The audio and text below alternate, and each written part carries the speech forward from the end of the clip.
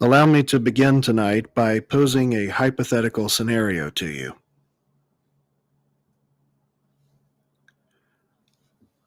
We all know about UFOs and aliens.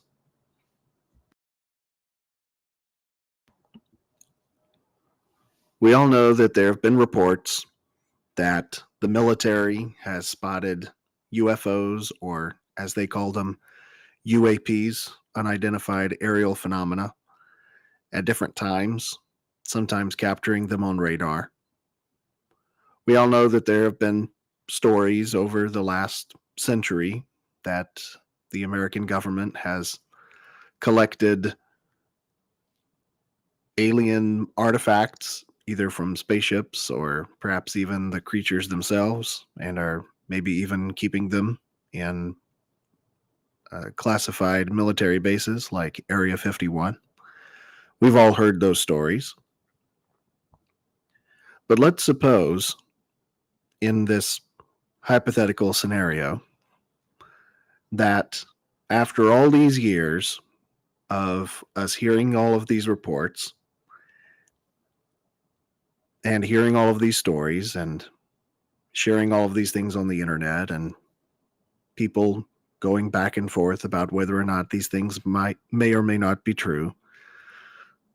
Let's imagine that at some point in the near future, the government admits that we actually have made contact with some kind of non-human intelligence. So either somebody officially declares this from the military, or perhaps there is some kind of whistleblower from the military, and they finally put it out there that the US government does actually have contact with extraterrestrials from somewhere in the universe. The Pentagon then announces that these aliens that they have contact with are actually helping the United States to develop special technologies. Could be weapons, could be communications technologies, could be anything. But the Pentagon officially announces something ambiguous, like, yes, these intelligences that are non-human are helping us to create new technologies. And then along with that, the White House then reveals that they are actually consulting with these aliens, these extraterrestrials, on foreign policies. And many members of Congress, perhaps, are in on this as well. So they all tell us that the American government is officially in contact with what they believe to be extraterrestrials, and they are allowing them to help us with certain things.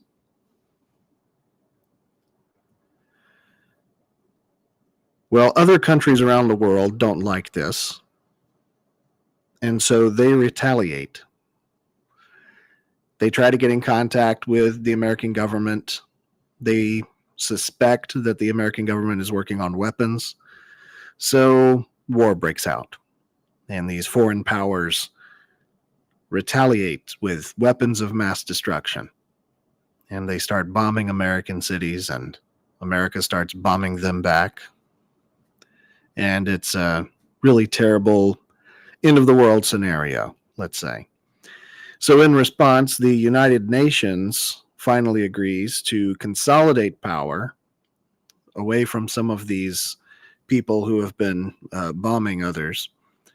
And they agree that they are actually going to consolidate some of that power and actually give it to these aliens, these extraterrestrials that we are in contact with. Now, keep in mind that at this point,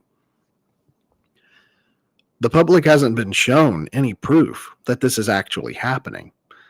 They haven't been shown any proof that there are aliens. They've maybe heard some testimonies But that's all the public has. And there are perhaps even people within the government who are not clear where these extraterrestrial messages are coming from. Nevertheless, the United Nations agrees that they are going to lend some power to these aliens so that hopefully the world can come back to a peaceful situation. Well, after this, the American government perhaps would then admit that they have given these aliens access to classified materials, including all of America's history and all of our secret documents and all of those things. And Americans begin to realize that humans have lost control of the governing authority, both in the United States and in the world. So citizens revolt, but they are eventually just shut down by the military, who prevents them from being able to meet these creatures, these beings, who the American government claims is in control of everything. And nobody is allowed to see these creatures, or meet them, or speak to them. And now you have the military essentially protecting these beings. Well, after some time passes with this situation, eventually the religious leaders from around the world finally announce that after dwelling on this subject for a long time now, they have all decided that these aliens, these extraterrestrials, have actually been our gods all along. That these beings are the ones who were represented in ancient mythologies and ancient religious stories of people interacting with the gods and with angels and demons and spirits from other worlds, that it was all actually these extraterrestrials. And perhaps even someone like the Pope might even come out and finally say, you know what? All of the evidence suggests now that these creatures are the ones that we've really been praying to, and they're the ones that we ought to, give authority to in our lives, to tell us how we can all be better stewards of this planet, since they are clearly far more intelligent, far more capable, far more advanced than we are. And so these aliens are actually allowed then to take residence in these primary religious institutions all over the world, like the Vatican or Jerusalem in the Dome of the Rock. And so now the public is no longer allowed in these places because these extraterrestrials are seating themselves in these places of power around the world, supposedly. Well, after this, some people start to go along with it. A lot of people, I should say a lot of people around the world, I think, would go along with this, and then they start actually worshiping these extraterrestrials, these aliens, as their gods, as the heads of their religions. So then in this hypothetical scenario, what would happen is these religious worshipers around the world would begin conceding to these aliens, to these extraterrestrials, and they would start devoting all of their holy sites to them, realizing that these were not places where Jesus died and resurrected. These were places where aliens intervened in human history. This is not where Muhammad received revelation or where Joseph Smith received revelation. This is where extraterrestrials spoke to us from above. This is not where ancient people imagined fanciful stories of gods coming down and mating with humans and having children with humans. No, this is where extraterrestrials came down and seeded life on Earth.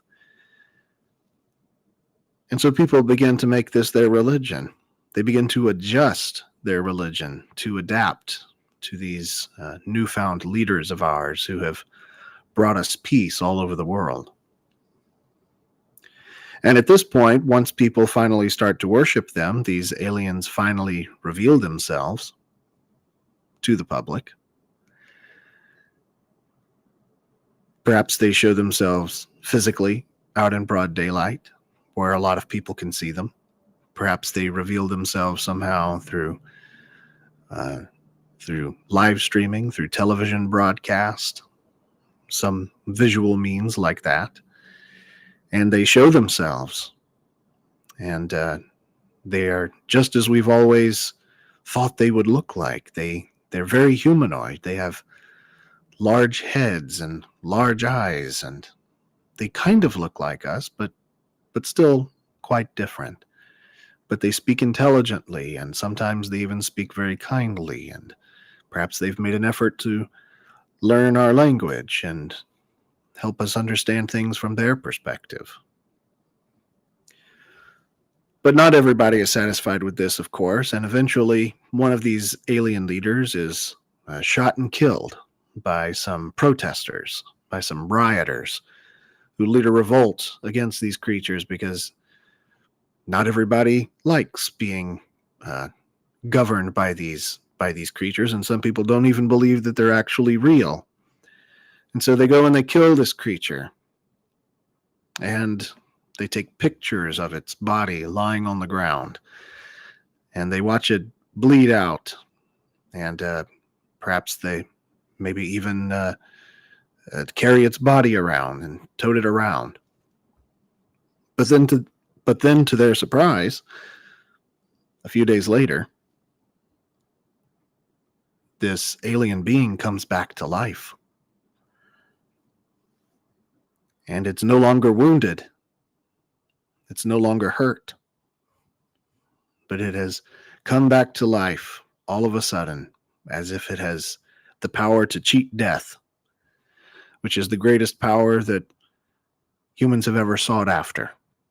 And once everybody believes, finally, because of this evidence, because this alien came back to life, once they finally see that these aliens have that kind of power to beat death,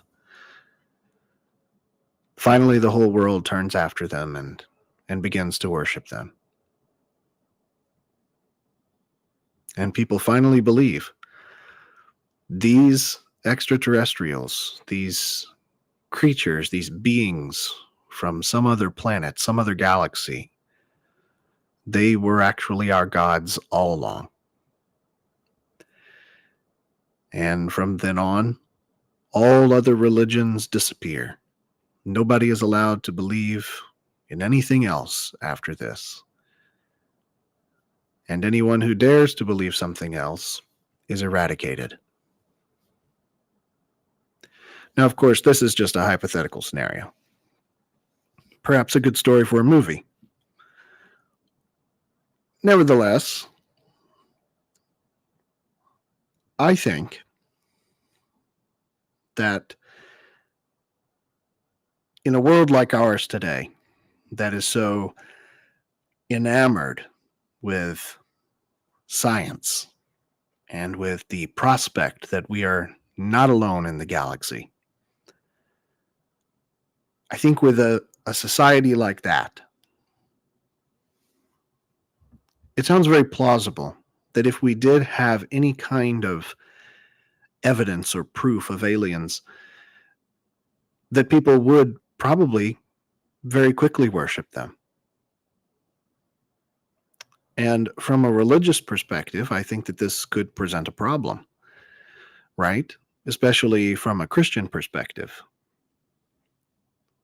Because if these beings are supposedly our creators, then suddenly what do we do with all of the other evidence of Christianity that we have?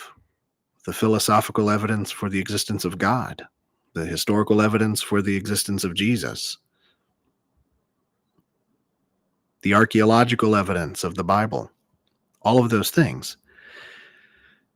Well, it seems to me like a lot of people would be very eager to throw those things out, once they have something truly remarkable in front of them. But would that be the right thing to do? Would that be the appropriate thing to do? So that's why I propose this scenario to you. What would you do if that happened? If these creatures, these extraterrestrials, came out of nowhere and started seizing power, or people started surrendering power to them out of some belief that they could make everything better, that they could achieve peace, that they're the ones who actually deserve all of our attention and all of our worship. So what would you do? Well, the reason I've told that story the way that I did is because there are a few peculiar details in the book of Revelation, for example, about what the Antichrist will do and what his servant, the false prophet, will do. In Revelation 13:12, it says, "And he, the false prophet, exercises all the authority of the first beast," who is the Antichrist, "in his presence, and causes the earth and those who dwell in it to worship the first beast, whose deadly wound was healed." So at some point, according to the book of Revelation, the Antichrist will present himself to everyone around the world, and he will demand worship of himself, that people should worship him. And there's going to be some kind of miraculous sign from this person or this being where he is mortally wounded somehow, but he is suddenly healed, which causes everybody to believe that he has power to cheat death. I'm not suggesting that the book of Revelation is saying that this will be some kind of alien or extraterrestrial. I'm just saying we don't know exactly how the Antichrist is going to present himself according to the book of Revelation. We don't really know. So this is just a hypothetical. But Jesus does say in Matthew chapter 24, verses 23 through 25, he says, "If anyone says to you, 'Look, here is the Christ,' or 'there,' do not believe it. For false Christs and false prophets will rise and show great signs and wonders to deceive, if possible, even the elect. See, I have told you beforehand." So I think that one of the reasons why it's important for us to talk about aliens and UFOs from a Christian perspective is that we need to understand that there is a very high probability that in our current day and age of people who love science and are fascinated with the prospect of secularism, and they even romanticize atheism and naturalism, saying that, yes, we're made of stardust, and when we pass away, we just become one with the stars again. That people who believe that only the physical material world exists. I think it would be very easy for people like that to come to worship extraterrestrials who, to us, would seem to have some kind of divine power over us. So what do we do? What would we do? How would we begin to think about extraterrestrials and flying saucers if somehow, some way, these things became more apparent to the public? What would we do? What would you do? Well, in that case, I think that it would be valuable for us to objectively consider the evidence that we have right now and see if maybe we can't come to a conclusion about whether it would be reasonable to believe in these types of things. So I think that some of the things I'm going to talk to you about tonight might surprise you,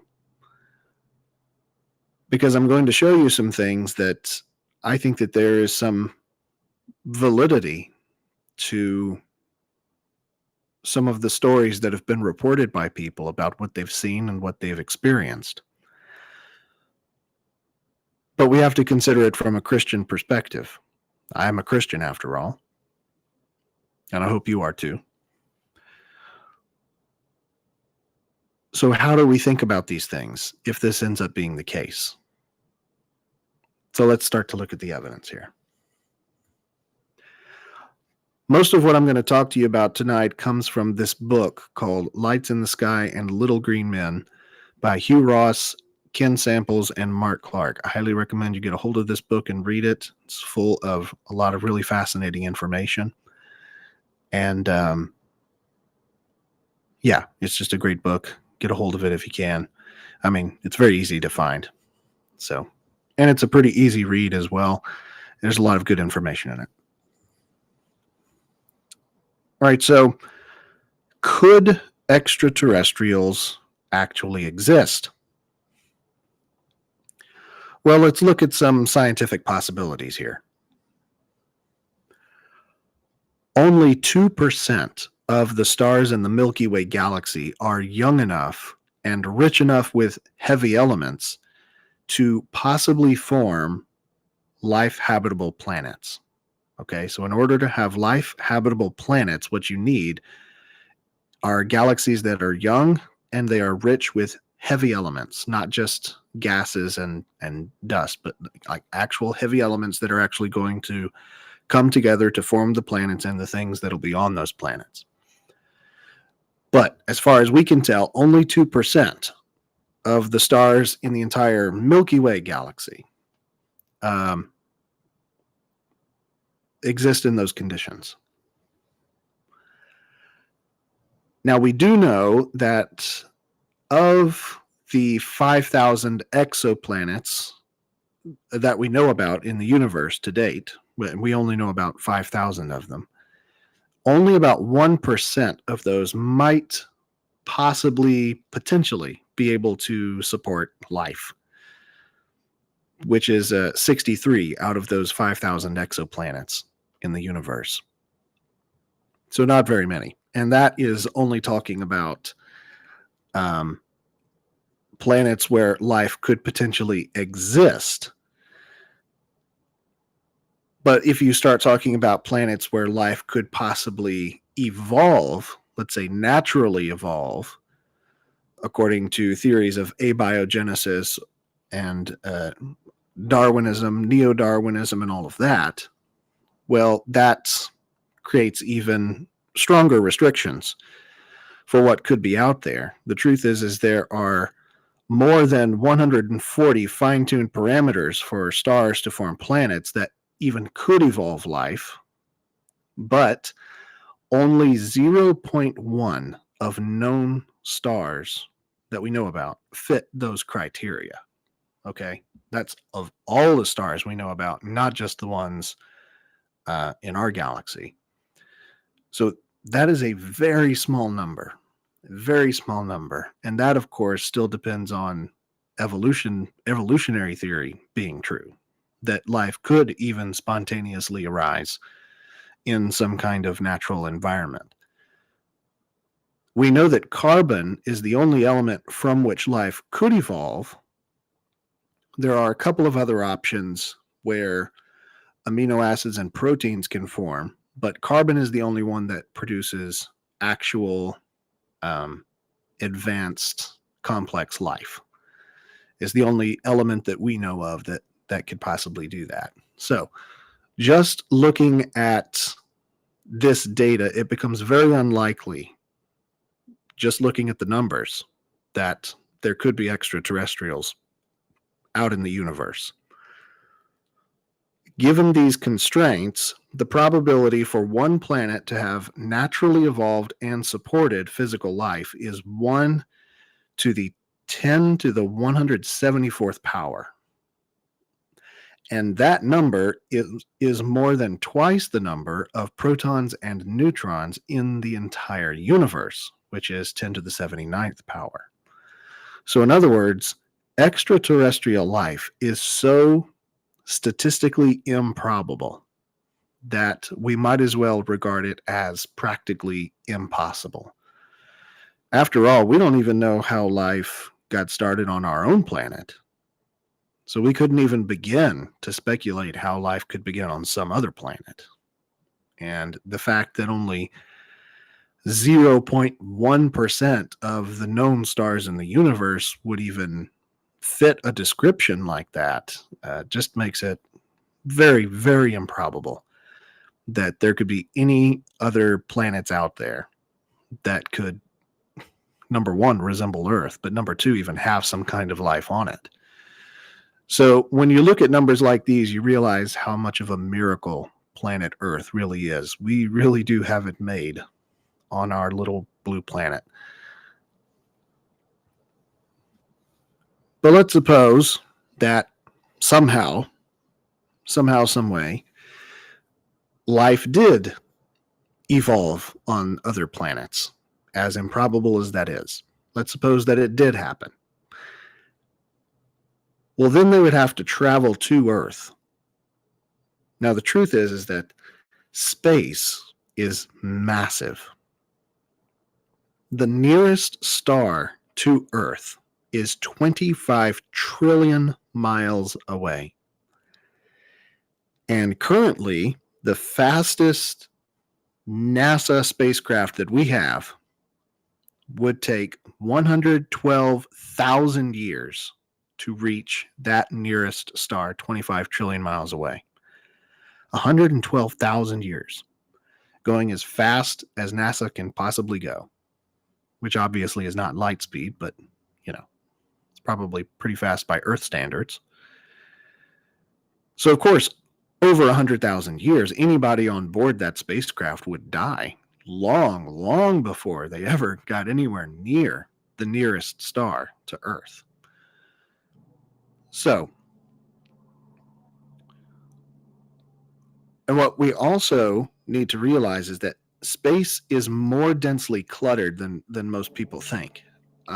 There's a lot of stuff out there in space. It's not just empty space. There are things flying around, and not just big things like meteors and asteroids, but little specks of dust, things that are flying through space at the speed of a bullet, basically. So if aliens traveled via spacecraft, they would have to dodge and zigzag around so many obstacles that it would elongate the distance that it would take them to reach Earth. The distance would increase from 25 trillion miles as the bird flies, so to speak, to, however many more miles it would take for them to just dodge everything in their path. It's worth noting that the search for extraterrestrial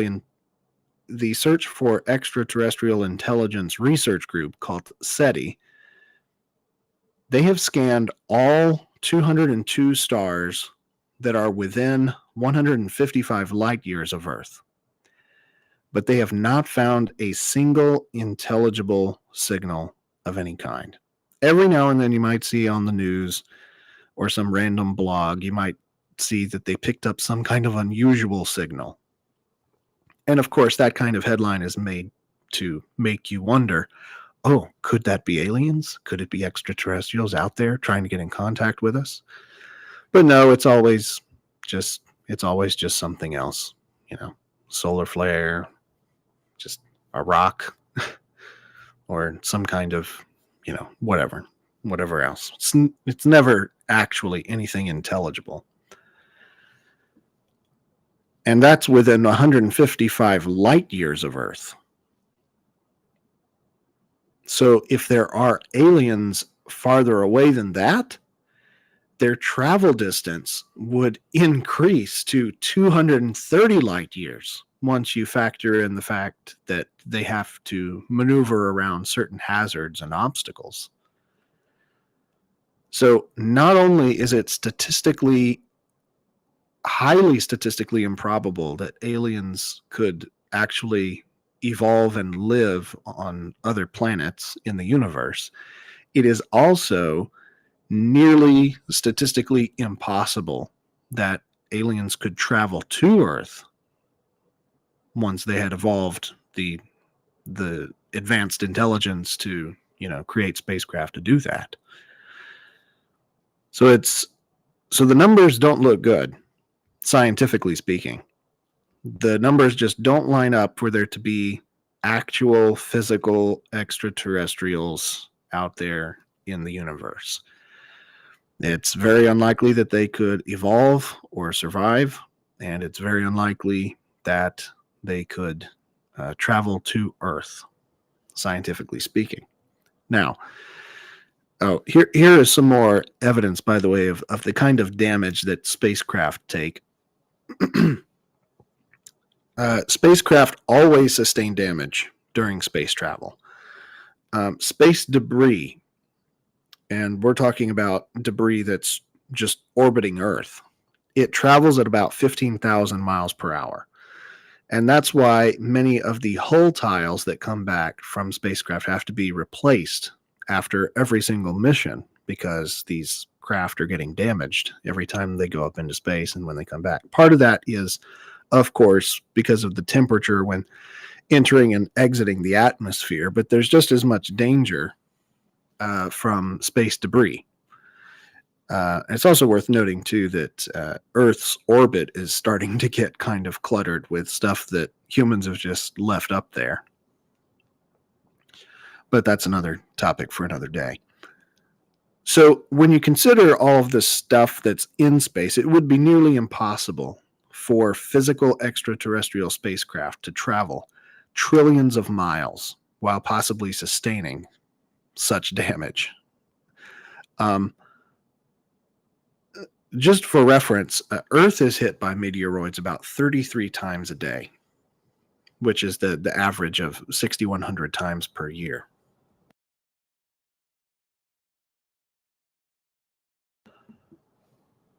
And that's a lot of times to get hit. So if you're traveling through space, you're probably going to get hit more than that, because you're, actually moving through debris fields of certain kinds. And to give you an impression of what getting hit by something small at 15,000 miles per hour does, you can just see this picture here that was performed in a laboratory test. It was a small object the size of a pencil eraser hitting a block of aluminum at 15,000 miles per hour. It creates a 5-inch deep crater. So that's the kind of danger of traveling through space. It's not quite as easy and simple as the sci-fi movies make it look. So, again, from a scientific perspective, it is nearly impossible that extraterrestrials could live somewhere in the universe and that they could physically travel to Earth.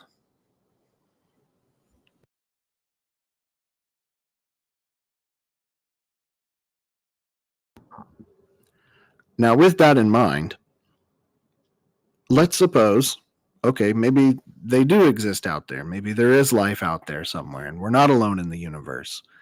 And let's suppose that maybe they did actually manage to somehow create spacecraft that are capable of traveling through space and coming to Earth. Is there any evidence for unidentified flying objects, for flying saucers, for UFOs on Earth? Well, there are thousands of UFO reports every year. And there have actually been tens of thousands of UFO reports ever since 1947, which is when the Roswell incident happened. The Roswell incident is, of course, when some people claimed that they saw a UFO and that it crashed in the desert. And then the American military went and gathered up all of the pieces and took them all away, which left the public wondering whether it was actually an alien spacecraft or something else. In the book that I mentioned to you, where I'm getting a lot of this information, Lights in the Sky and Little Green Men, they talk about the Roswell incident a good bit. I really think that it was probably just some kind of American technology, American military technology that was gathered from the Roswell crash. and the military then just used the UFO story to sort of divert people away from the fact that they were testing classified technology. And then, of course, the story totally got away from them, and the buying public transformed it into something much bigger and more complex, and sort of a big conspiracy theory. But as they also talk about in that book, this works to the military's advantage. We have to realize that if they want us to not be thinking about the sorts of secret technology that they're working on, and they don't want those things to get leaked to foreign powers around the world like Russia or China, then they would be perfectly content for the buying public to believe that they're actually housing aliens in secret laboratories underground or at Area 51, something like that. So that works to the military's advantage, so we have to recognize that. However, despite acknowledging that fact, the fact of the matter is that about 10% of the UFO reports that come in every year are actually pretty unexplainable. It's very difficult to account for them in any kind of naturalistic way or to classify them as a hoax. All right, so people who study UFOs are known as ufologists. And a couple of the most famous ufologists are Jacques Vallée and J. Allen Hynek. And they studied over 12,000 UFO reports between 1948 and 1969. And they concluded that about 23% could not be hoaxes or natural phenomena. And the reason that they concluded this was because on rare occasion, there would actually be physical evidence left over from contact with these supposed UFOs or the extraterrestrials themselves sometimes. And a lot of this physical evidence could possibly include soil compressions, in other words, impressions in the dirt where these spacecraft had supposedly landed. There was one instance where it was estimated that the craft might have weighed up to 30 tons. They can also sometimes leave behind patches of burned grass, anywhere from 3 to 30 feet in diameter. So that's very unusual. What else would leave behind a patch of burned grass? They can also leave behind scorched bushes and trees, and sometimes that foliage doesn't recover. It doesn't grow back for many years, unusually. Sometimes, of course, there is unusual behavior reported from animals, that the animals were acting strangely when these supposed spacecraft were flying around. There's also altered soil composition, meaning that the composition of the soil seemed to change somewhat, that it might have affected crops or something. Sometimes there was melted snow, so whatever snow was around seemed to melt away from the heat of the crafts approaching the ground. And sometimes, on very rare occasion, there would even be some unusual radiation detected with Geiger counters or whatever instruments could be used for that. And then, of course, occasionally there are also burns on humans and wounds and sicknesses that people end up being inflicted on people, either from having seen these things or having come in close contact with them. So there is some really interesting, it's very rare, but there is some interesting physical evidence that needs to be accounted for in some of these stories that people have reported. So something unexplained is causing kind of disturbing physical damage. And so how do we account for this? This would seem to be physical evidence of UFOs. Now, a little later, I'm going to get into the fact that some of this is not as complete as we would like it to be. But let's keep looking at some of this evidence. So here you can see over here on the top left side, these are pictures from, I'm sorry, just the one in the top left here is from 1989. This is a supposed UFO landing site in Normandy, France. And you can see that the grass has been burned, and it's been left in almost kind of a circular shape.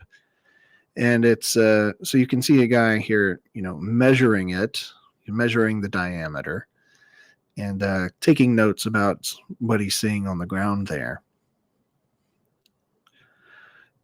These other two pictures are from Sao Paulo, Brazil in 1995. Again, a supposed UFO landing site. Here you can see that there is some compression in this grassy area, where there were also some bushes. And what's really interesting in this particular landing site, let's say, is that it's not just grass that's been burned up, it's been bushes and trees around the grass. And it even looks like some of the bushes themselves were flattened. So it's one thing to flatten grass, it's another thing entirely to flatten an entire bush. So that seems to have been the case here, and this particular spot looks like it's, maybe 10 to 15 feet in diameter. And this instance in Brazil also included soil indentations with geometric shapes. So you can see here, there's some kind of rectangular shape here where it looks like something has been pressed into the soil. I will admit that just from the picture, it's hard to tell how heavy it might have been, but it's definitely a strange indentation in the soil there. So, unusual pictures here. It seems to me like it's been a while since we've had a sighting kind of like this, which might incline you to believe that these things were faked somehow. And admittedly, you could imagine ways that something like this could be faked.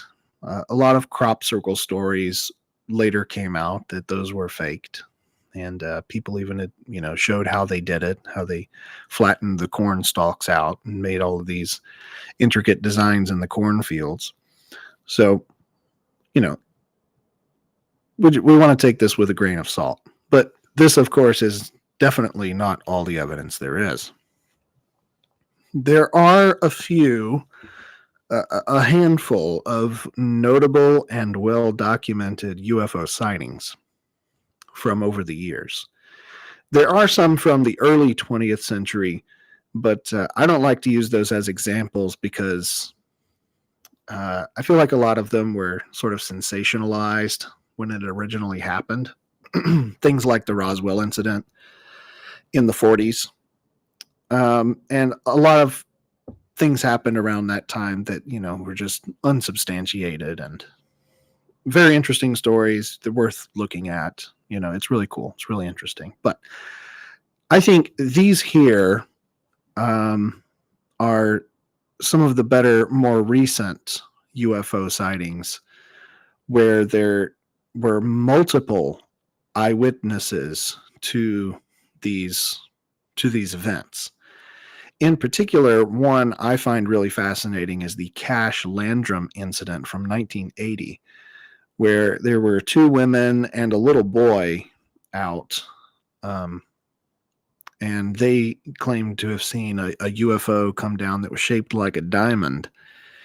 And supposedly it was being chased by some military helicopters, is what they claimed. But they claimed that suddenly a light came down from underneath this UFO, and they were very close to it when it happened. And the most interesting thing about this story is that later on, they got really sick in all kinds of various ways. They reported having nausea and diarrhea, and they said they were throwing up. They had some sores on their skin, almost like they had been sunburned in some kind of way. One of the ladies reported that she had lost a bit of hair, um, and the boy got sick as well, according to them. And there are some hospital records to show um, that these people actually did check themselves in uh, to get looked at. And there are, some uh, questions about what exactly happened and how much had been reported accurately and whether they might have changed their story a little bit over time. But I think that, when you look at that, you can understand some of the perhaps the confusion that's inherent in firsthand accounts, especially for something scary and confusing like this. But the medical experts who have thought about this story have not been able to conclude how some of these symptoms occurred to these women, particularly some of the skin sores on Vicky Landrum, who is pictured here in 1980. The proposed theories for how these women might have sustained some kind of injury like this would be some kind of exposure to a strange amount of radiation, or another theory that was proposed is some kind of aerosol spray, which seems kind of weird. I mean, where would a huge amount of aerosol spray suddenly come from? Maybe you could say it's some kind of 1980s version of like chemtrails or something hitting them with close contact. Maybe it's something like that. Who knows? But you'll have to go through these individually yourself. The Phoenix lights are really interesting. I think the O'Hare airport sighting is really interesting. There were multiple eyewitnesses there. They claim to have seen a circular shaped craft hovering above the airport, and this came from actual employees of the airport. Some really interesting stuff there. So you can look up these and decide for yourself what you think. A lot of these have been declared sort of just unexplained. Yeah, they've been declared unexplained. But yeah, here's some pictures of the Phoenix lights from 1997. Many people reported seeing some strange lights floating over Phoenix, Arizona, and they were photographed from different angles. And there is still not quite any explanation as to where these lights came from. They sort of silently glided over the city, and then they suddenly disappeared. And eyewitnesses claimed that this craft or collection of objects floating above the city made no sound at all. And the military never affirmed that they were conducting any tests like this anywhere nearby. In fact, the military showed up later and started shooting off flares. So there's been some speculation about whether or not these were military aircraft of some sort, or maybe one large military aircraft. Yeah, it's just not clear. So you can dig into that yourself. It's a very interesting story. Then, of course, in more recent times, we have these reports that have been declassified now coming from the Navy, the U.S. Navy. And they actually have videos to back up these things. This is probably the most famous one that, would be very easy for you to find on YouTube yourself. Just watch this and listen to this guy's story. This is the tic-tac UFO, named because it is shaped like a tic-tac. But it's really interesting because, it's sort of spinning around while it's flying through the air at incredible speeds. And the four pilots who watched this thing back in 2004 over California admitted that they had no idea where this thing came from, how it was maneuvering in the air the way that it was, and they just had no explanation for it. So lots of interesting sightings like that coming from the military. And yeah, they're not calling them UFOs because they're hesitant to refer to them as objects. They don't want to call them objects, unidentified flying objects. So that's why they call them UAPs, unidentified aerial phenomena. But we have multiple reports of these from the military. Probably the most recent, really interesting story comes from California, Southern California in 2021. So this has been very recently. Many eyewitnesses claimed that there was some kind of triangular aircraft hovering above Southern California here, and it was just hovering there. It was just sitting stationary. It wasn't making any noise. And but there were multiple eyewitnesses of this, and there are many different pictures from many different angles of this craft. And this is probably the best picture there is out there, unfortunately. Even in 2021, we get blurry pictures. But what's really interesting about this picture is that you can actually see not just the lights, but you can actually see the lines and the shadows of the thing itself, of the object itself. So this, this is really fascinating. And then according to the eyewitnesses, it never actually flew away. It just disappeared. It just disappeared into thin air. The lights disappeared. The object disappeared. It was just gone. So there is actually a good video about this that you can look up from NBC News. The link is nbcnews.com. Group investigates mystery triangle UFO spotted above U.S. Marine Base. And of course, I think they did get some testimony from the military that they were not doing any kind of aerial tests in the area.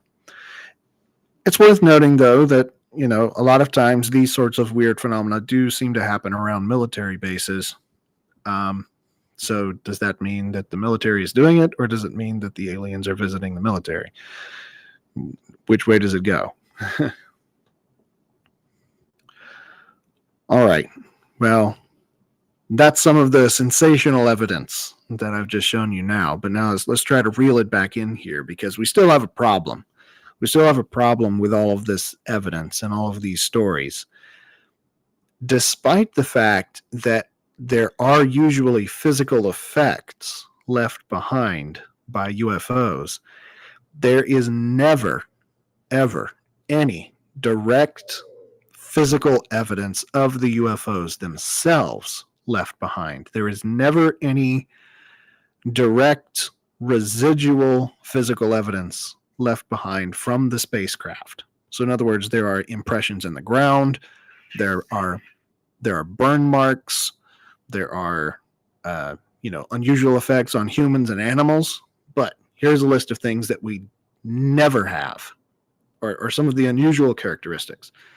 There's never any physical artifacts left behind, as far as we know, as far as I can find personally. I mean, I would be very interested and fascinated to see those kinds of things if they existed. But as far as I can tell, there is no evidence that anybody, including the military, has any kind of physical artifacts out there anywhere. Now, there was a guy who claimed to be a whistleblower a year or two ago that I remember, who testified to Congress that the military had not just physical spacecraft, but also biological matter from supposed aliens. That it was all very interesting to hear. I listened to his entire testimony, but the fact of the matter is that there's no evidence to corroborate what he's saying. I'm not going to call him crazy. Maybe he saw something that confused him or convinced him otherwise. So, it's hard for me to judge. But the fact of the matter is that no physical evidence was ever produced. And no clues were ever given to where this physical evidence even might possibly be. He never said. So we never have any physical artifacts left behind. It's also worth noting that despite the way these things move in the air, there's never any kind of sonic boom when they are obviously breaking the sound barrier. So even though they leave effects on the ground, they don't seem to leave effects in the air that ought to be there. There's never any sign of air resistance when they're flying or they're hovering. So in other words, they can fly against the wind and they don't slow down. Another interesting thing is that it is unusually difficult to photograph them versus just seeing them.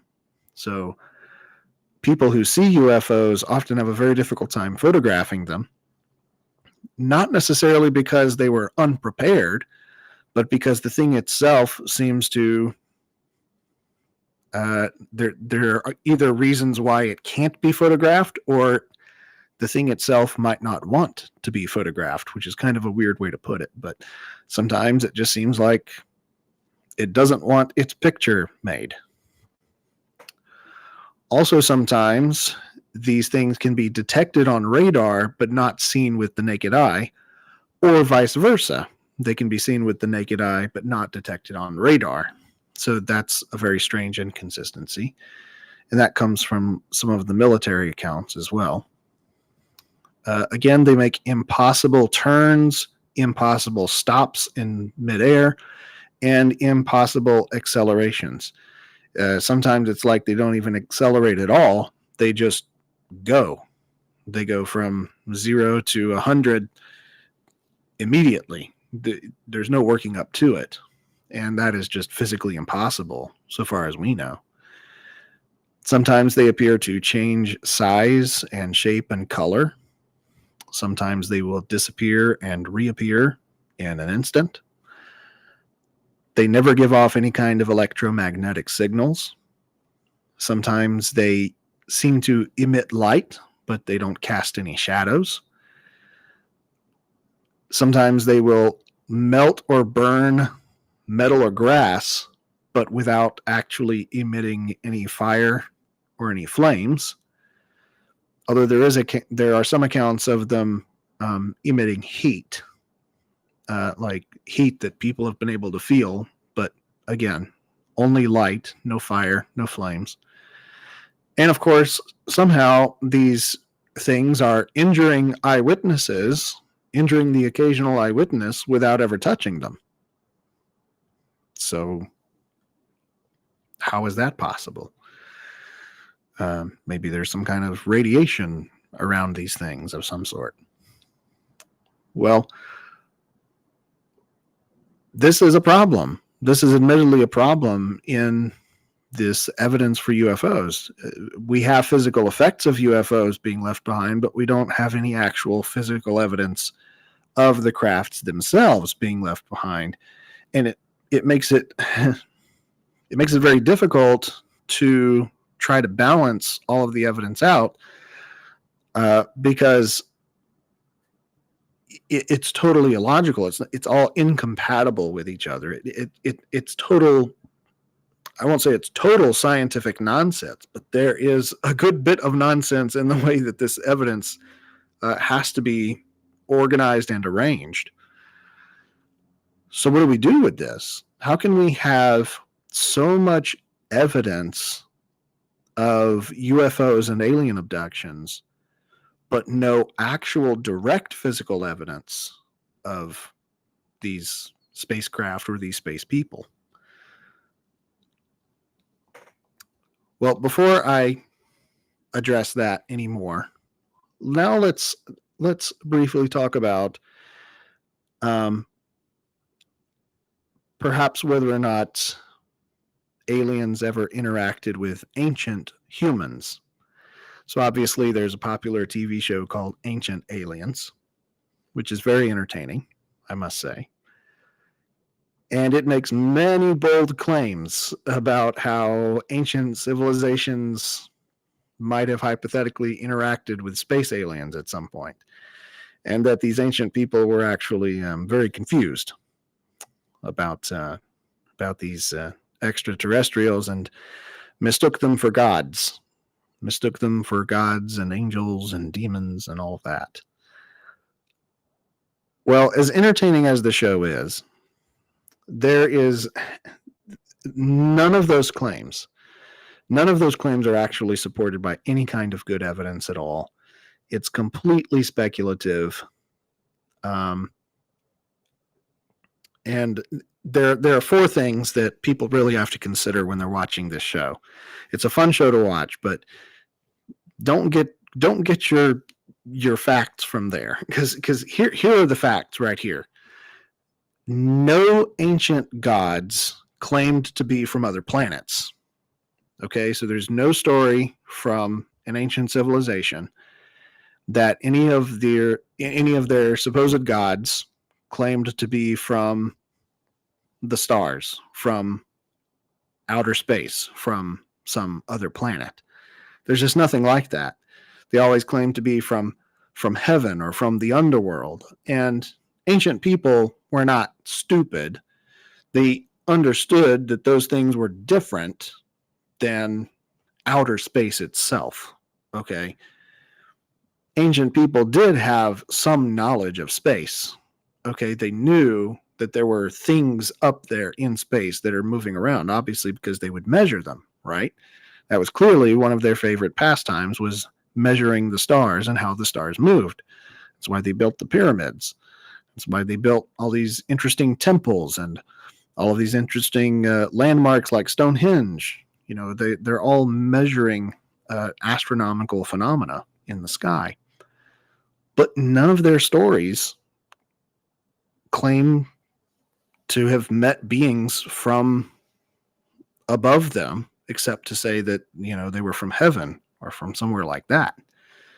So that's very different. Also, no ancient humans claimed to be abducted into outer space the way that people today claim to be abducted by aliens and taken to outer space or taken to another planet or something like that. Some kind of psychedelic experience like that. No ancient humans ever. We don't have any stories like that. They never claimed to be taken to space. Also, there are no ancient stories that have produced any kind of unusual knowledge of space. So, yes, ancient people were very clever in the way that they did astronomy, in the way that they could measure the stars, and they had a lot less light pollution than we do today. They could see things more clearly, and they had plenty of time on their hands because they didn't have smartphones, that they could just measure the stars and the planets every night, just watch them go around and around. Actually sounds like kind of a nice life. But we have no evidence at all that they had any kind of unusual knowledge of outer space whatsoever. Nothing even close. I mean, nothing even like, I mean, you know, an alien could have at least told them that Mars is just a big red desert. It's just a big red rock floating out there, but they didn't even have that, you know. Nothing like that. And then, of course, probably most importantly in all of this is that there are absolutely no ancient artifacts of ancient aliens or ancient spacecraft that have ever been found. There are no mummified aliens in any Egyptian tombs. There are no alien burial grounds underneath Mayan temples. There are no alien spacecraft turned into horse carriages. There's nothing like that ever found in archaeology. The closest thing you could maybe say is traces of meteorites. But we know where those come from. They just fall out of the sky by themselves. So there's just there are no artifacts, no archaeological artifacts at all that would suggest that aliens ever visited ancient humanity. So, as fun of a show as Ancient Aliens is, it is just completely empty of any kind of actual evidence at all. It's all pure speculation, and be careful about what you believe there. It's worth noting that the only result of all of the ancient stories about gods and angels and such is the actual worship of those gods. Never any kind of, real technological advancement of any sort. Never any kind of knowledge of outer space. It's just it's more aligned with morality. It's like these gods tell us what's right and what's wrong, what we ought to do and what we ought not to do. But it's never about imparting any kind of special knowledge to them. So that's what the ancient people said, and maybe we should take them at their word. And speaking of that, can we look at the Bible and say that maybe some things in the Bible look like aliens and UFOs? What if some of the biblical stories about God and Jesus and angels and demons and heaven are actually extraterrestrial encounters in disguise, and ancient people were just too confused and primitive to understand what was really going on? So some of the parts in the Bible that have been hypothesized, if you even want to say that, to be perhaps aliens in some way are Genesis chapter 6, which is where you have the Nephilim, the giants who come down and they mate with human women, and they have giants for children. I actually have a whole video on that one subject on my YouTube channel here, VeriMyth Pictures. So if you're interested in hearing more about the Nephilim, go ahead and look up that. I think it's called the Giants in the Bible, something like that. Then there's Exodus chapter 40, or really lots of stuff in the book of Exodus, which is God leading the Hebrews through the desert. You have the Ark of the Covenant that has all kinds of special powers. The Ark of the Covenant is one of the ancient alien show's favorite things, because they love to speculate that it was some kind of ancient giant battery that it was meant to give like battery technology to ancient people, but instead they were like out worshiping it instead. And then of course there's the pillar of fire and the pillar of cloud, which is how God leads them through the desert. Ezekiel chapter 1 is probably the most famous example of supposed aliens in the Bible, because Ezekiel is given a very, very strange vision of these wheels within wheels, and there are eyes all along the edges of these wheels. So modern people sometimes reinterpret this in their head as like flying saucers with little people inside them, and Ezekiel could like see their little faces, but he interpreted it wrong as these being like eyeballs on these chariot wheels. I'll show you what that actually looked like in a moment, because the biblical description of those wheels is actually very specific. People just like to take it out of context. And then, of course, in the New Testament, you have Luke chapter 2, where the angels appear to the shepherds. In the Christmas story, they announce the birth of Christ to the shepherds and send them to go meet baby Jesus. And then, of course, in Matthew 2, you have the Star of Bethlehem, which is this, strange astronomical phenomenon of some sort that led the wise men to where baby Jesus was. The Bible doesn't actually say that the star was moving through the sky, but people sometimes imagine that that's what the wise men were seeing, that they were seeing some kind of like floating light moving, darting across the sky and over the horizon and leading them in the correct direction. I have a feeling that it was probably something more, astronomical. It was probably a star of some sort. And there's, you can Google the different theories for what that was. Actually, Hugh Ross has, of Reasons to Believe, is one of the authors of the book that I've been working with here, has written articles about that as well, I believe. And then, of course, There is the ascension of Jesus at the end of the Gospels and at the beginning of the book of Acts, where Jesus, after having been crucified and resurrected, and then he spends some time with his disciples and the apostles, he then takes them out into the wilderness and he literally ascends into the sky into some clouds. So some people speculate that maybe this is maybe Jesus was some kind of alien human hybrid, and he went home, he phoned home like ET, and just zipped on out of there. Well, it's a fanciful idea. The thing to consider when you're thinking about whether or not these could be instances of extraterrestrials and UFOs in the Bible, you really need to, first of all, realize that ancient people, as I've already said, were a lot smarter than we tend to give them credit for. I mean, they did write books. They wrote books. They were very, a lot of people back then were educated well enough, and they knew about stuff. They knew about the world.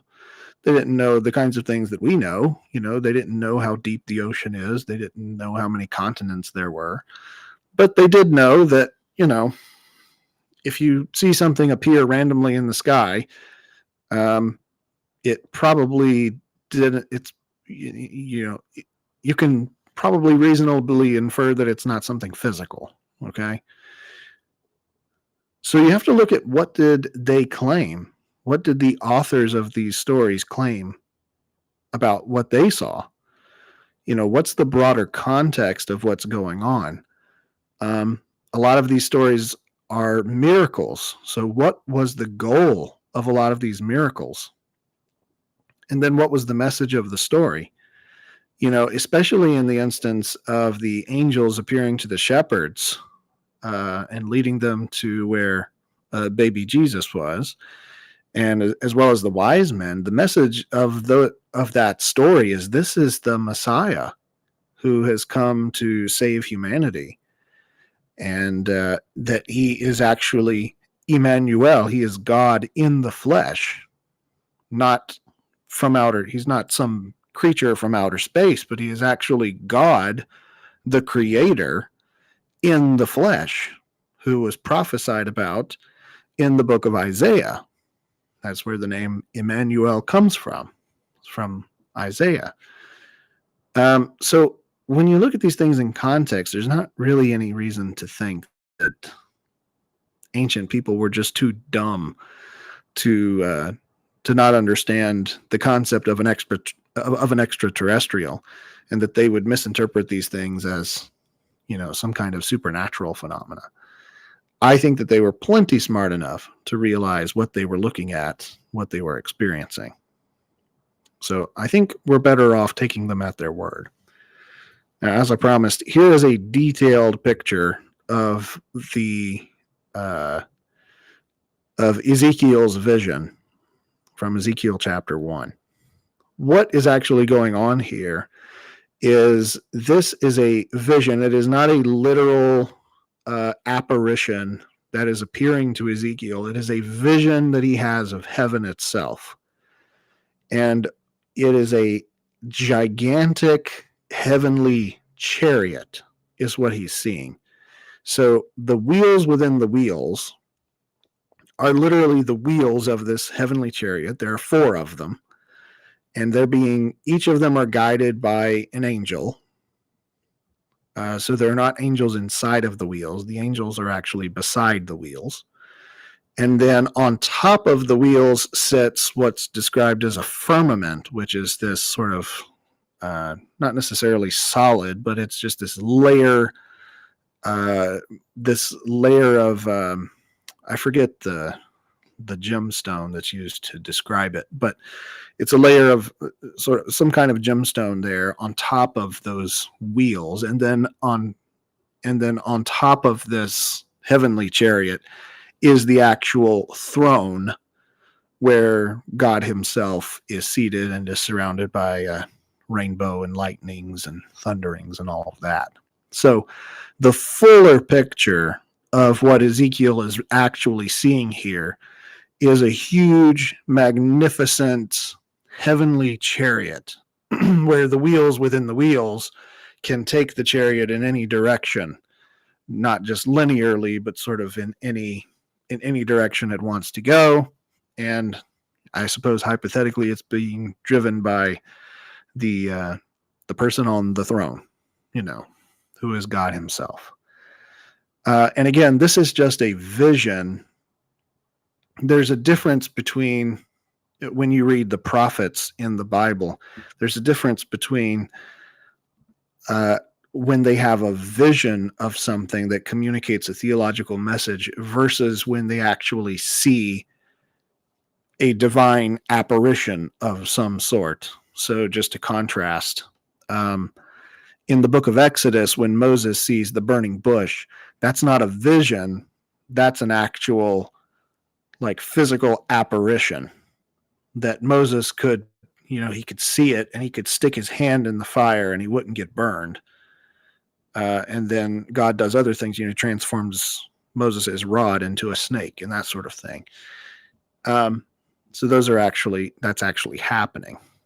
And for what it's worth, everything in the book of Revelation is also, I'll say most of what we read in the book of Revelation is a vision, are visions.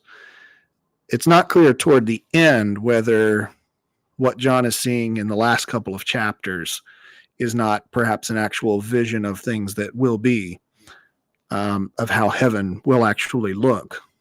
But that's part of what makes the book of Revelation so enigmatic and mysterious.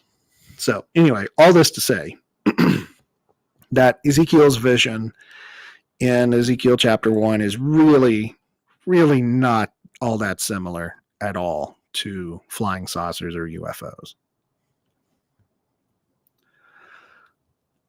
All right, so what about alien abductions? Well, a lot of people don't realize this, and I'm surprised that more people on the internet especially haven't thought about this. I never see people talking about it. I guess it takes a Christian to bring it up. But the fact of the matter is that the quote-unquote symptoms of alien abduction accounts are always remarkably similar to the kinds of things that accompany hauntings and poltergeists and, notably, demonic possessions. And I think that, if you really go over this list carefully, you'll begin to realize that it's very close. It's very much the same. People who report being abducted by aliens, they're obviously having a different kind of experience altogether of of what's going on. They claim that they're being taken into a spaceship and certain kinds of creatures are talking to them and doing certain kinds of things to them. But at the end of the day, the kinds of things that they're experiencing are not really all that different from people who are living in a haunted house or are experiencing some kind of demonic possession. So, for one thing, you can't overlook anything. A lot of this stuff always happens at nighttime. I don't know what it would be about nighttime, about there being a lack of light that seems to attract demons of some sort. But, it's been a sort of a tradition for many centuries that, 3 a.m. is sort of the devil's hour. That's when bad things start to happen in the middle of the night at 3 a.m. And the reason for that, by the way, is because it is the counter to when Jesus was crucified, because Jesus died for our sins at 3 p.m. on Good Friday. So So 3 a.m. is seen as kind of the superstitious inverse to the crucifixion of Jesus. So it happens in the middle of the night. There are almost always some kinds of strange lights involved, lights coming from nowhere, light sort of appearing from somewhere and that not having any kind of clear source. Sometimes there are inanimate objects moving around. This is true in hauntings and poltergeists especially, but sometimes in stories of alien abductions. Sometimes people see other things starting to move around in the room as well.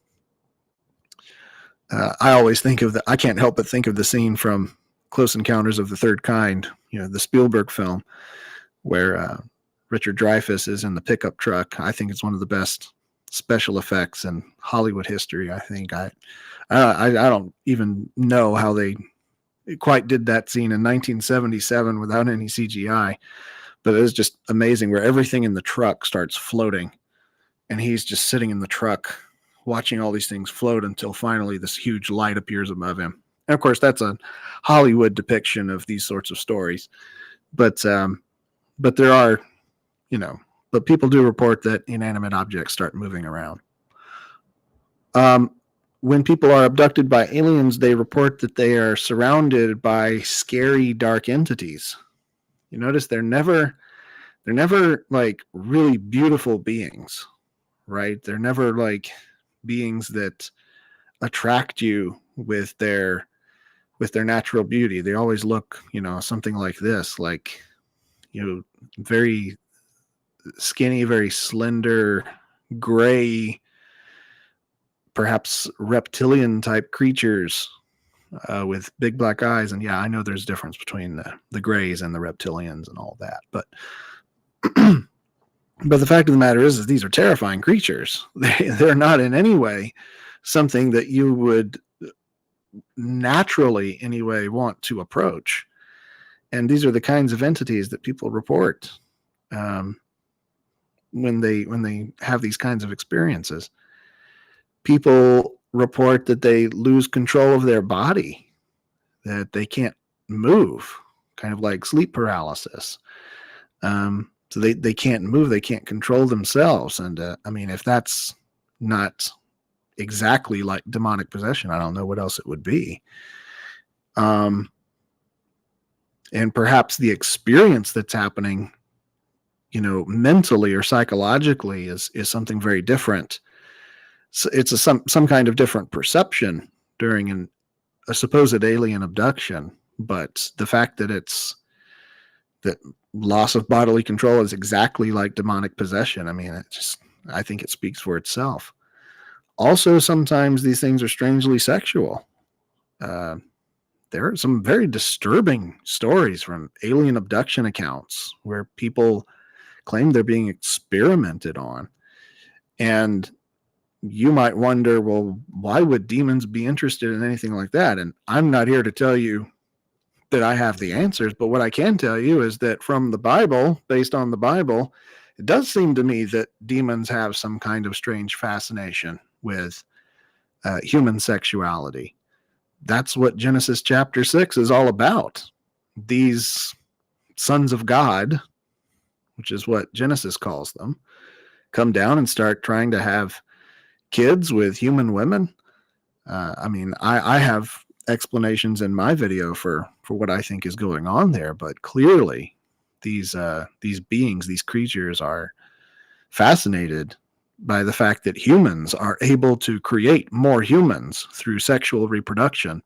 And we're not told that angels can do anything like that. So, if that's the case, it would sort of make sense, wouldn't it? That they would have a very disrespectful fascination with our sexuality. People report having strange marks or scars left on their body after being abducted by aliens, supposedly. And that's not much different than demonic possessions and poltergeists. There is always some kind of attempt at communication during these things. the aliens want to communicate with people. They want to give them some kind of message. That is also true in hauntings and poltergeists, by the way. I mean, think about it. Whenever sometimes people report seeing ghosts in their house, sometimes the ghosts are trying to tell them something, right? It's like they're trying to get some kind of message across to them. So it's very similar. People usually hear the voices of these creatures somehow speaking to them.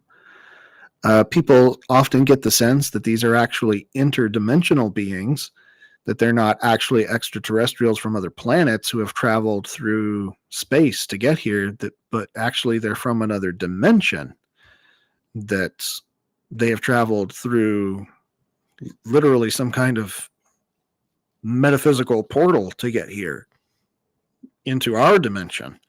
So not from outer space, but from what you might even call a spiritual dimension.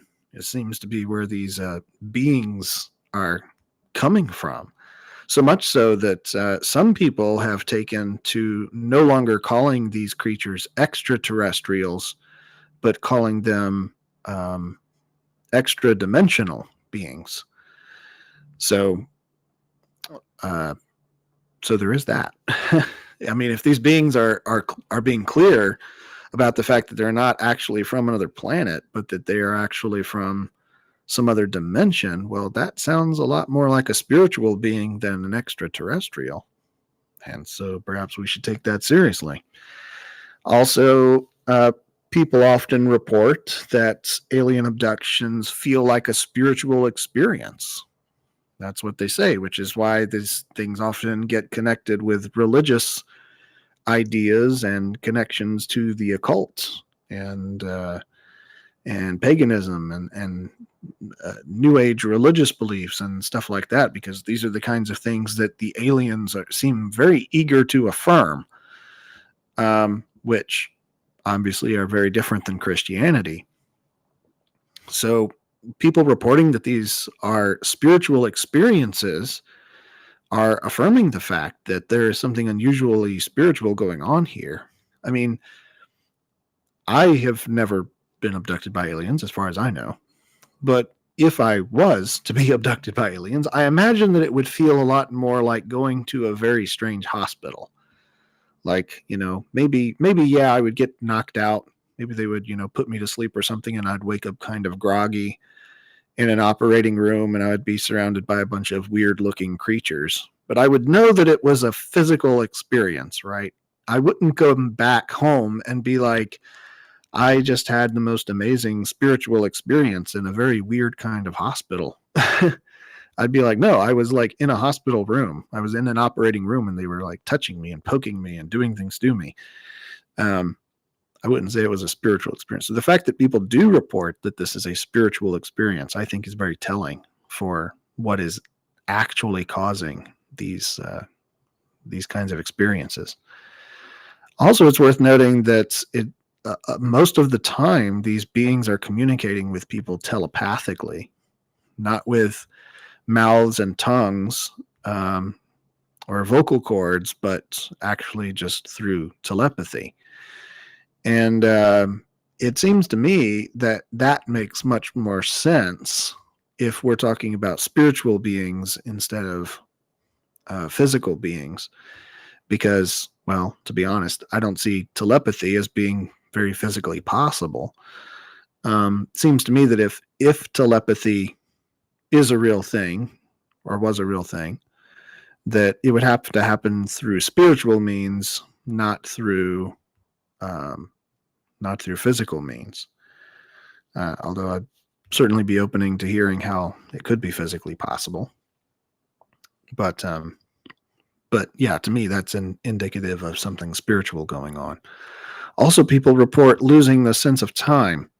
And I suppose that would go naturally with, being put to sleep or knocked out somehow and being, waking up at some other point in time. But but the thing that makes this significant is that people report losing large amounts of time. So an unreasonable amount of time, something that doesn't make sense, like they've lost hours. Hours have gone by, and it only felt like a few minutes to them. Um, so, that is something that is reported not just in alien abductions, but also in demonic possessions in particular. Also, it usually, for the people that it happens to, sometimes it happens in repeated instances. So it's more likely to happen to someone who has already experienced it than it is to happen to someone new. And that would seem to indicate that the people who are susceptible to these sorts of things are most likely spiritually susceptible to these sorts of things. Um, Not that they have any special qualities that these aliens are particularly interested in, but that they are spiritually the kind of people who, you know, either might be more open to that sort of experience or are just easier to target for those reasons. Also, people more often than not report that these experiences are accompanied by a deep sense of dread and a deep sense of fear. And that doesn't sound very angelic to me or divine. That sounds demonic. That sounds scary. That sounds spooky. It sounds like they're trying to scare you. They are trying to scare you. It sounds like these people that they choose, they want to make them afraid of something. Because what do you do when you're afraid of something? You take steps to not be afraid of that thing anymore. So, yes, you can push people to do things by making them afraid of certain things. I mean, that's how political elections work, right? You try to make people afraid of fascism or communism, and you hope that that fear and that dread of that thing pushes them to vote for the other candidate, right?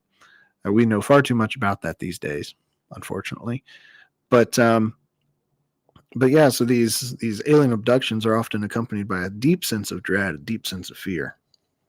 And also, of course, last but certainly not least, is that people who report alien abductions are almost always connected to the occult in somehow, or they have occultic interests, whatever that may be.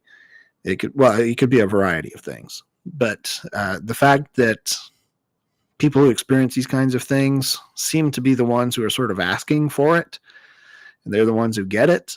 I think that goes, I think that we can very solidly conclude that the kind of thing that is occurring to a person when they experience an alien abduction is basically the same kind of thing that is happening to them when they experience demonic possession.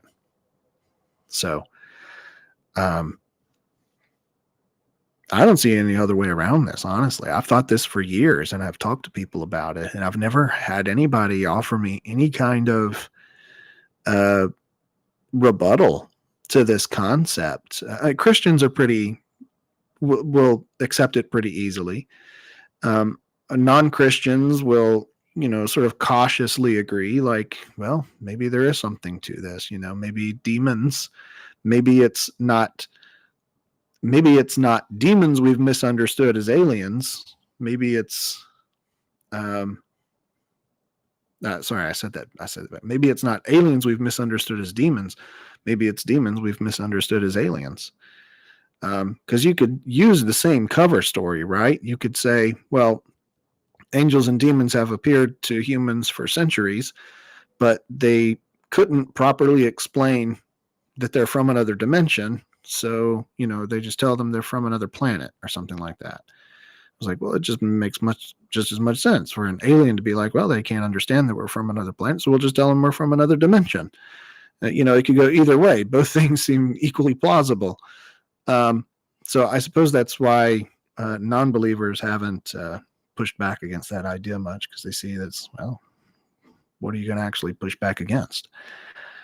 So anyway, I think that this is a very strong evidence that, again, whatever causes Hauntings and poltergeists and demonic possessions it seems to be just like the same sorts of beings that are causing alien abductions, which means that they're not extraterrestrials. They are literally interdimensional beings, which you might as well call spiritual beings from a spiritual dimension. And they seem to have antagonistic motivations against humanity. They're trying to scare us. They're trying to hurt us. They're trying to intimidate us. They're trying to change the way that we think about the spiritual world or the physical world. That's exactly what a demon would be out to do. Which, by the way, here's our next slide, is part of what demons are all about, according to the Bible. So when we look closely at the Bible, and I got this list from Sean McDowell, who is spectacular, and this is the link to his blog there. This is a list of things from the Bible that we know that demons are capable of doing and do often. Number one, they do actually have the ability to cause disease, which means they are actually able to affect people physically. The Bible does not explain how they have that capability. I have no metaphysical explanation for how that's possible. But yes, demons can cause disease, they can make people sick, and they can hurt people. And especially if you use the book of Job as an example. The book of Job makes it sound like Satan is able to, kick up a tornado and knock people's houses over and kill everybody in the house.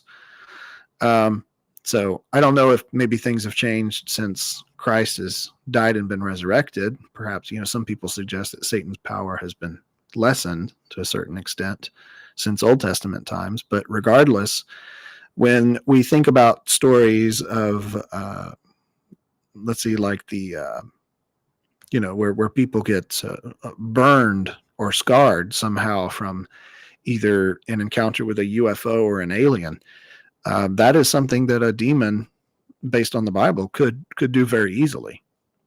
And they could make it appear like it was due to some other cause, like, radiation or whatever. Maybe it is actually radiation. Maybe that is something that they can muster up some kind of power for. All right, so that's one thing that demons can do. Also, they are capable of possessing both humans and animals. So we have these stories, particularly from the New Testament, where Jesus casts legion. He casts a bunch of demons out of one man and into a herd of swine. And then, of course, the herd of swine, they run off the cliff into the sea. So demons are capable of possessing and affecting animals, but they are also capable of possessing humans. Not just any humans, though. Demons are only capable of possessing non-believers. In other words, people who are not Christians.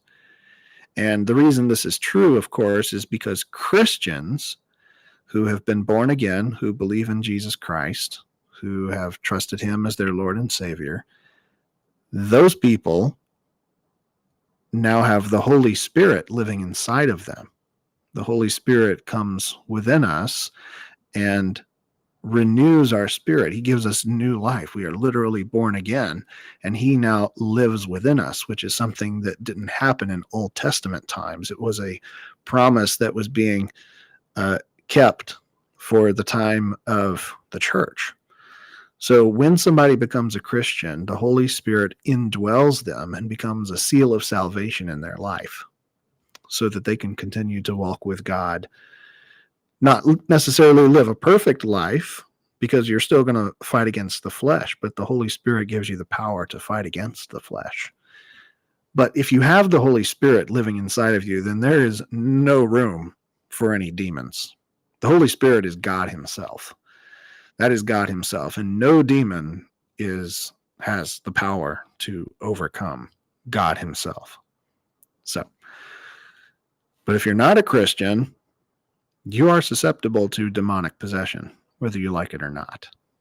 So I would highly encourage you to become a Christian.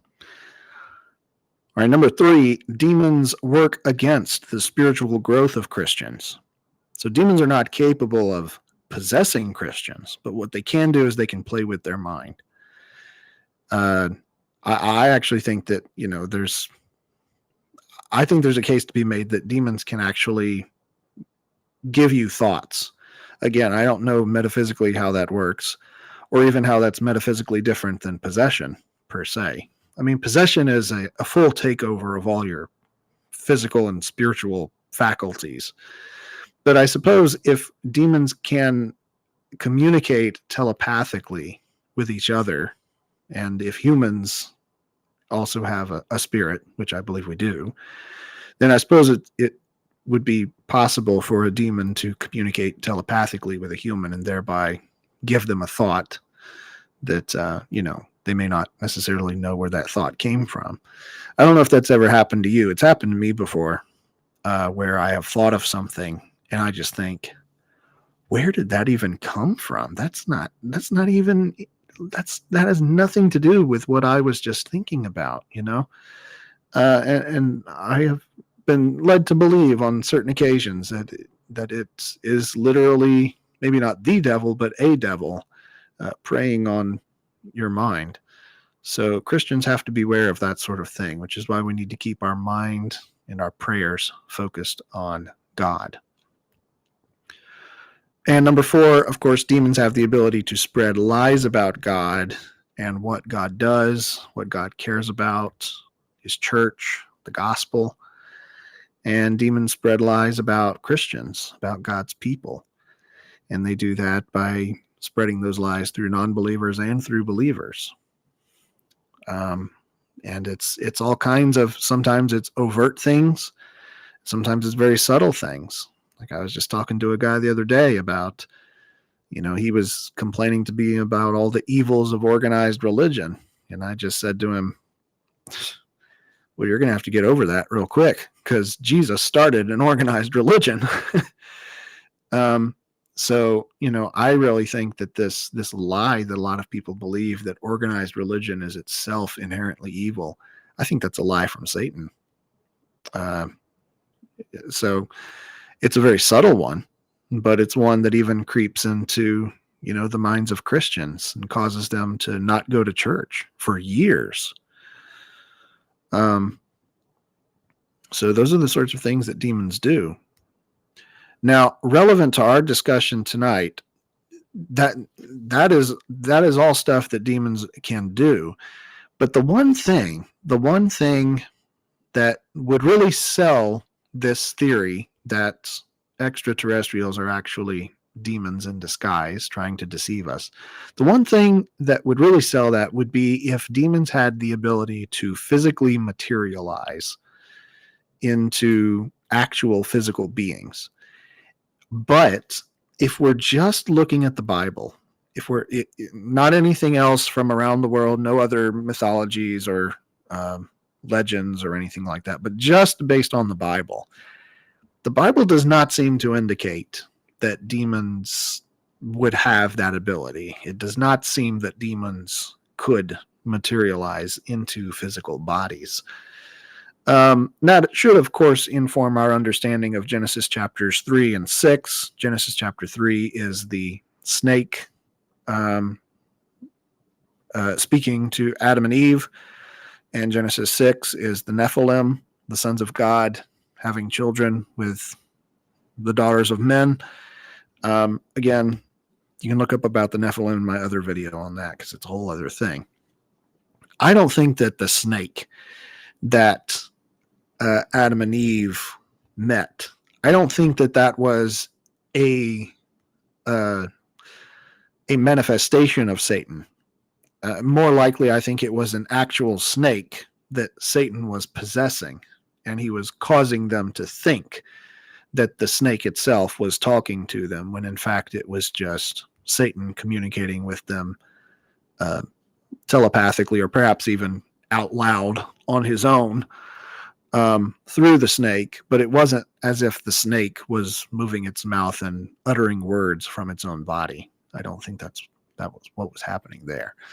But besides those two stories, we really don't have any other stories in the Bible where it would sound like Satan or any kinds of demons were physically materializing. So based on the Bible, it doesn't sound like that's possible for them to do until maybe the end times. It seems like Satan will have some extra permissions come the end of the world, but that's sort of another story. So for now, unless we're already in the end of the world somehow, which, please come, Lord Jesus. Unless we're already there, we really don't have any reason to think that demons could physically materialize. But isn't it interesting that that would help us actually make some kind of sense out of the disparity in the physical evidence of UFOs, right? That there's often physical effects left behind by these things, but there's never any actual physical material left behind. Well, that sounds like that there's some kind of creature, some kind of being that can affect the environment, obviously. It can move things around and make people sick and maybe even set things on fire. I don't know. But it can't actually produce new physical material. It can't create physical material. And it doesn't have the capability of even persuading people that it's actually physical. And I think that's why, especially in more recent years, more of these supposed alien abductions are starting to be more about other dimensions than, physical outer space. So, yeah. Again, there is still a way that this would support the theory that extraterrestrials are actually demons. So what can we say in conclusion about a lot of this? Well, first of all, we can actually say, believe it or not, unbelievably, we can actually say that there is some evidence out there of authentic UAPs and UFOs and authentic alien encounters. There is actually some evidence that those things are actually there and that some of these stories have actually happened to people. However, there's not any good scientific evidence that God actually created any actual extraterrestrials. He certainly could have, but he probably didn't.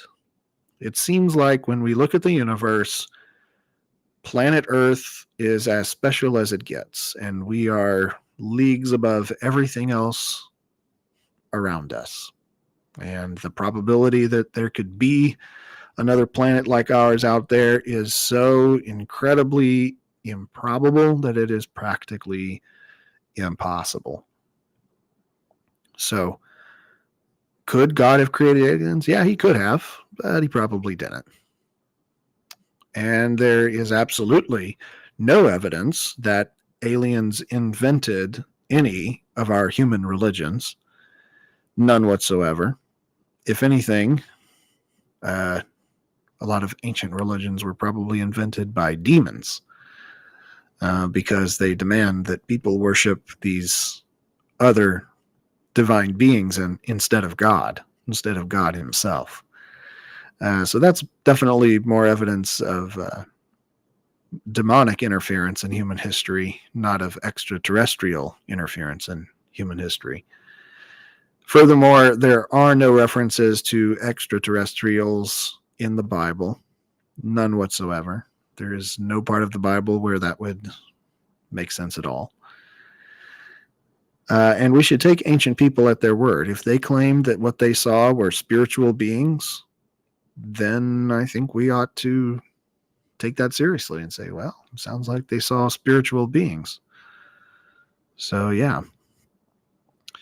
Also, we can conclude that any true experience with aliens or UFOs is probably either some kind of hallucinatory experience, perhaps drug induced, or if not that, it is more than likely an experience with the demonic.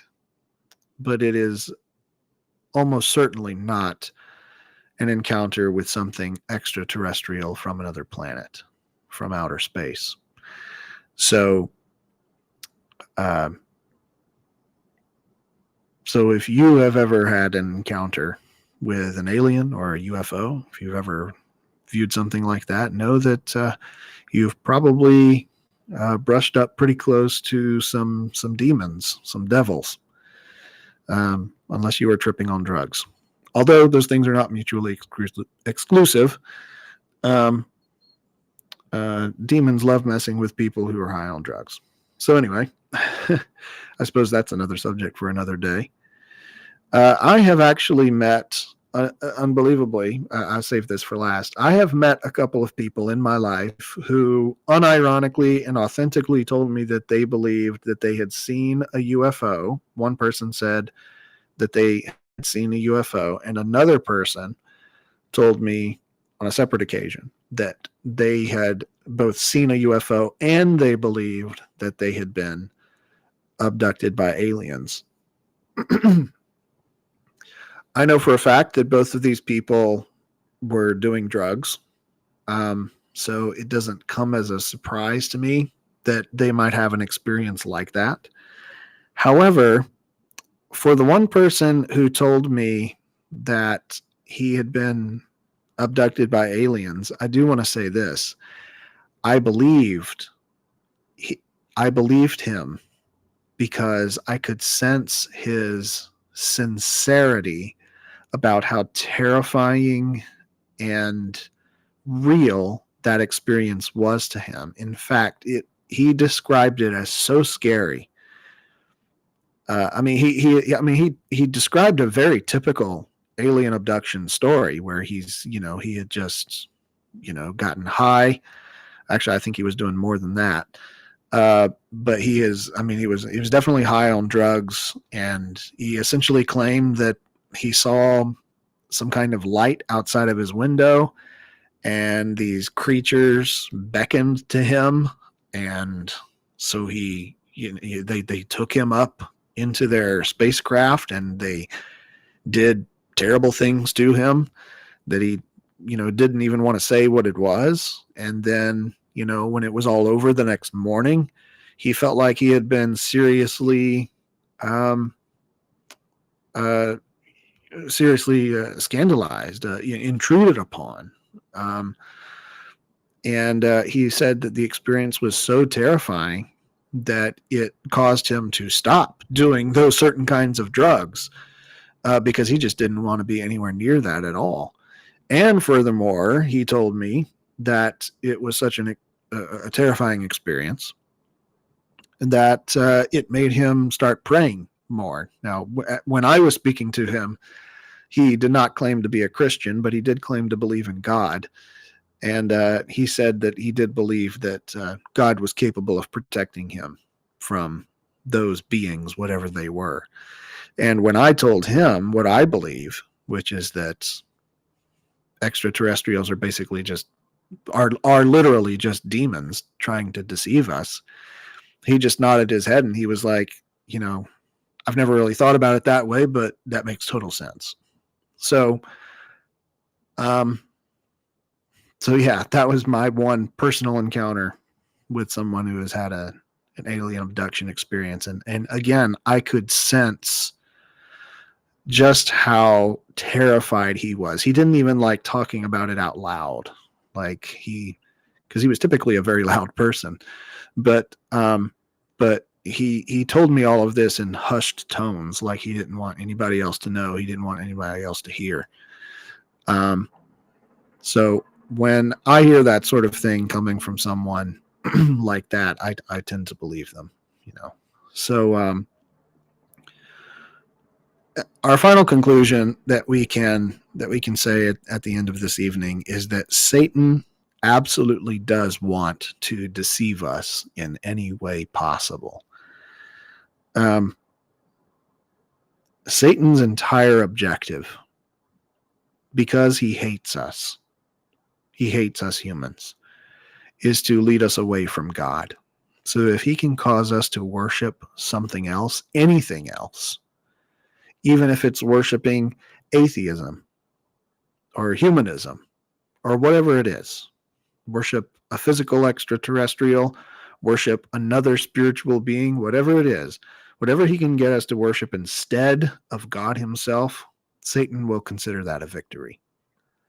So it wouldn't surprise me at all that he would try to use an extraterrestrial narrative to trick people into steering away from Jesus or God, especially in the secular West, as things are today at the beginning of the 21st century. People are very eager to believe that science is the all in all of everything, even though that's becoming less and less apparent as science progresses. But people are very eager for that sort of thing. And so if aliens appeared out of the sky, started telling us that they created us and they know what we're all about and how to best take care of us, I think there are a lot of people on this planet who would gladly go along with that. So it's something worth considering. Satan wants to deceive us, and we shouldn't fall for those tricks. All right, so that's all I have for tonight. Went a little longer than I wanted to, but I hope that you've found this fascinating and enlightening. I want to say one more thing, just because it's on my heart, which is that I have a feeling some people are going to watch this video and hear this message who have been really fascinated by the concept of aliens already. And maybe you even have kind of a hope, a deep hope in your heart that these aliens will be discovered and found and that they will help us in some way. What I would encourage you to think about, if you know that that's you, is to consider what it is you're really hoping for. What is the problem that you're hoping that they are going to fix? Because I'm no mind reader, but I think that a lot of people who are really eager and hopeful for aliens to exist are actually, in a roundabout way, looking for their purpose in life. Because if you found out that you were specifically created by a higher intelligence to perform some kind of specific function in your short time on this planet, that would make you feel a little more comfortable about things. Admittedly. But what is that? That's a religious impulse. That's a religious impulse. You're looking for purpose. You're looking for meaning. So instead of clinging to this really improbable hope that there are aliens out there watching you with a giant space telescope from light years away, and they're just waiting for the right time to come tell us all how much they love us, how about you cling to something? Try looking for something a little more, well, honestly, something a little more plausible, that actually there is a God who created you, who loves you, who has a purpose for your life, and created not just the human race with an overall purpose, but you specifically. You specifically, he created for a very specific purpose, to exist at this very moment in time in history, that you belong right where you are. And God has called you to this moment. He's calling you in this moment. So if you're attracted to the notion of a higher intelligence seating you on Earth with some higher purpose, well, it sounds to me like you're just looking for God, since God is the ultimate higher intelligence, higher than any extraterrestrial ever possibly could, who literally did create you on this planet with a higher purpose. And God would be high above all anything that exists in the universe. Not to mention the fact that if there are extraterrestrials out there, you still have to explain where they came from. You're still looking at, evidences for intelligent design and creation. So even if there are aliens out there, that's not going to eliminate the philosophical arguments for God. And I don't think it would really explain much about the resurrection of Jesus either. Because if extraterrestrials are physical creatures, then they themselves are susceptible to death just like us. And I highly doubt that any physical creature, human or otherwise, is ever going to figure out how to reverse the entropy of biological life that seems inherent in the natural world. So anyway, all of that to say, if you are attracted to the concept of aliens, I really think you should look into God, look into Jesus. He's going to have a lot better answers. And chances are I'm willing to bet that your heart is probably telling you that that's a good idea too. So feel free to reach out to me if you want to talk about it. Yeah. So I'll pray real quick and lead us out. Holy Lord God, I thank you for your revelation of your truth that you've given to us through the Bible, through your word, through your inspired prophets down through the ages. Lord, I pray that you would continue to lead us in your love and your truth. Holy Spirit, I pray that you would fill us with wisdom and knowledge that honors you. Lord, I pray that you would always lead us away from evil. Lead us away from the temptations that snare us on a daily basis. And Lord, lead us away from the evil spiritual forces that try to literally get under our skin as much as they can. And Lord, I pray that if there is anybody struggling with an abundance of dark spiritual forces in their lives right now, Lord, I pray that you would cast those dark forces away from them. Cast away those dark spirits away from them. Cast away those evil spirits away from them. Lord, I pray that you would cast them into outer darkness. Send them into the abyss before their time.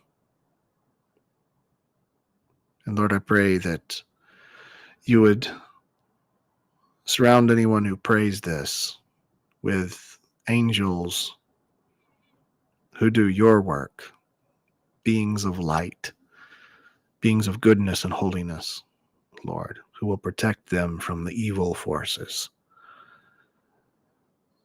Lord, again, I pray that you would cast any demons or devils away from us right now into outer darkness, and that they shall not bother us again or impede us to walk in your ways and in your will ever again. And when they come back, Lord, I pray that you would just knock them back again. Lord, I pray that we would be open to your truth always. And that if there are other beings out there, other physical beings that you've created, Lord, I pray that you would give us the correct knowledge to deal with that truth whenever that time comes. But otherwise, Lord, I pray that you would bless us with wisdom and discernment to know your will for us, Lord, and to know when someone is trying to trick us and lead us away from you. And Lord, I pray that those falsehoods would not prevail over us. Lord, grow us in your love and your truth. Unite your church and help us all to love each other. I pray in Jesus' name. Amen.